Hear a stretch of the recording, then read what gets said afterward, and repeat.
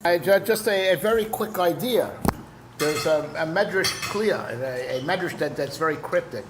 It says, by Kriyat Yam Suf, Vayasif Elokim Tam Derech Hamidbar Yam Suf. Kosh took them on a roundabout way, through the Midbar to Yam Suf. They didn't want to take them straight to Derech Eretz Plishtim because they might run away from war. He took them on a roundabout route. So says the medrash, Mikan Shafilu Ani Bi Yisrael Lo Yochal Ad Shesem. This is the makor for what the Mishnah says. Even the poorest person by the Arba Kosot and the matzah has to lean. Vayasef, HaKadosh took them in Misaviv. So for that, the medrash saying Vayasef Miloshen Heseba. What's the connection? So because Hashem took us on a roundabout route, on the way to Yam Suf, that's why everyone, even the poorest person, has to be Vayasef, has to lean. Right? It's a mystery. Right? It's a mysterious medrash. See, there's no connection, just that it sounds phonetically similar. But the truth is like this. The Rambam says about this pasuk that to him, it's a very fundamental pasuk. You would think it's just saying like a simple historical fact. They went around about. Rambam says, I learned from this pasuk big things. Rambam writes this in all his writings, in his Pirush HaMishnayot, in his Moreh Nevuchim, in his Igrot, everywhere. He says this pasuk is huge. What's so huge? It's huge. This pasuk is huge. It says, because HaKadosh Baruch Hu could have easily saved himself a lot of trouble, not have to do Kriyat Yam Suf, not have to give them man for 40 years, and give them a be'er for 40 years, if you would have just injected them with a little bit of courage to face the Plishtim. He was building a relationship. Right? All he had to do... Solo! Right. Pulled it out. Right, pulled it out. He's holding. No, but you didn't realize you just pulled the I'm rug out from you. I'm outclassed. I'm outdone over here. But I can still add a few things if that's okay. Right? I still add a few things. Right? He could have just injected them with some courage because they had to face Milchama anyway with Amalek after Kriyat Yam Suf. All they do is inject them with a little bit of courage. They go the straight way, avoid Amalek, avoid Yam Suf, and avoid the whole Midbar. So I learned from here. It says the Rambam, Hashem will not mess with your mind. You have to change your mind yourself. The Torah is educational. And with this, he explains a lot of the mitzvot are there to gradually wean us off Avodah Zarah and direct us, because Hashem, He doesn't mess with your mind. That's the one thing He leaves to you. He leaves to you. You're more than welcome to mess with your own mind. What? Mess with your own mind. Right.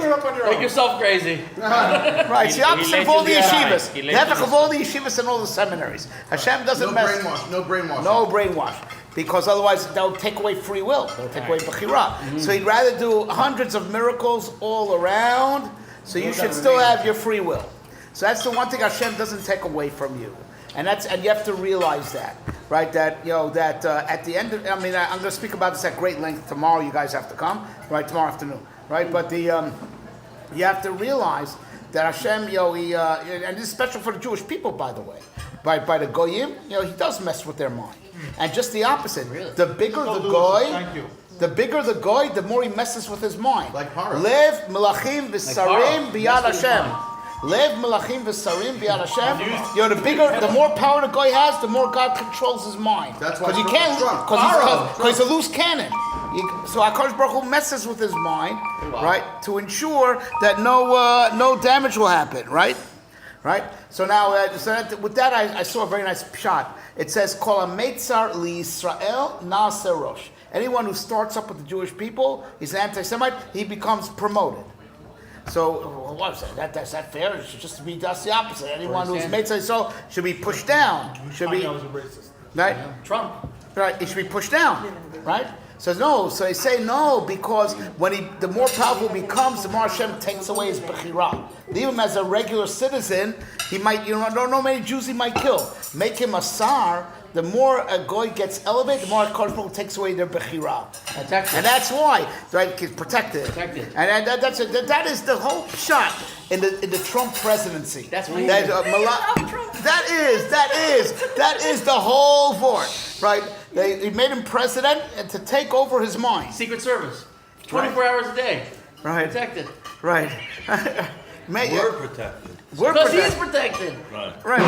Anti-Semitic. Anyway, so here's the thing. So I'm just saying that from here we learn. So from here we learn that by Yehudim, Hakadosh Baruch Hu wants them to be freedom of choice. So therefore, a person shouldn't say, if I'm rich, I have options. I'm poor, I don't have that. Not true. Everyone is going to be judged on the choices that they had, and the choices that they had were truly free.